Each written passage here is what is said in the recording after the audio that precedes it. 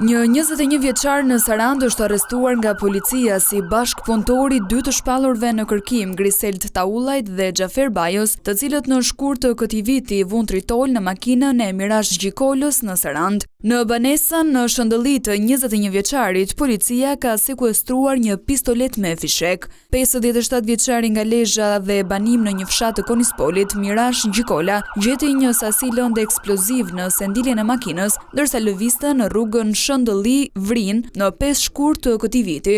Fatmirësisht, lënda eksplozive nuk shpërtheu për shkak të mos funksionimit të lidhjes mes kapsollit dhe lëndës eksplozive, montuar në sendiljen e pasme të automjetit të Gjikolës.